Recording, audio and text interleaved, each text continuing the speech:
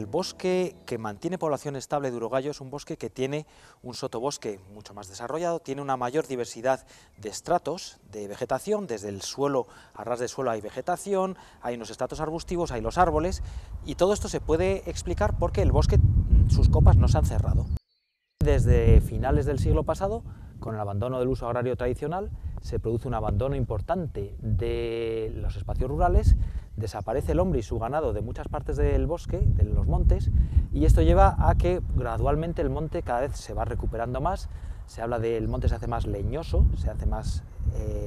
denso en muchos aspectos, y entonces el urogallo, que es una especie que le gusta tener bosques heterogéneos, con claros, con árboles caídos, con un pequeño raso, con algo de pastizal, con asto de hierba, de repente ese hábitat, que era el óptimo para él, se van cada vez haciendo más densos, los árboles cada vez se cierran más, sus copas empiezan cada vez a tener mayor tangencia, crecen, esto además lo indican los datos de los sucesivos inventarios forestales que se van haciendo década tras década, y ahora mismo tenemos un bosque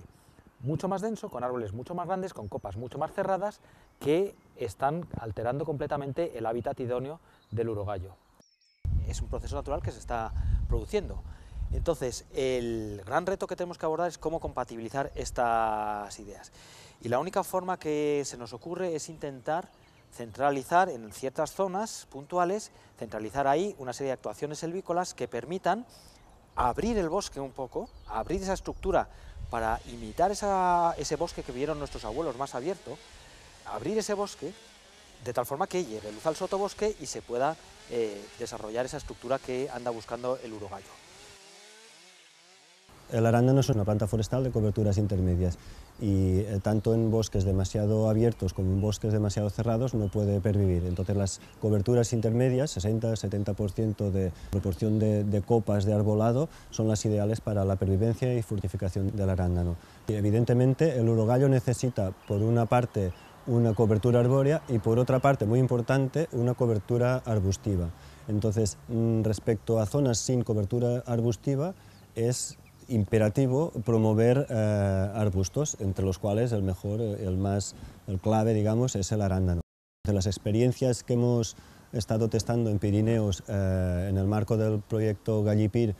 para favorecer el arándano, nos hemos encontrado en diferentes situaciones. Hemos hecho unas experiencias de apertura de la cavidad cubierta, disminución de densidad del arbolado, y en estas podemos decir que la respuesta del arándano ha sido muy positiva,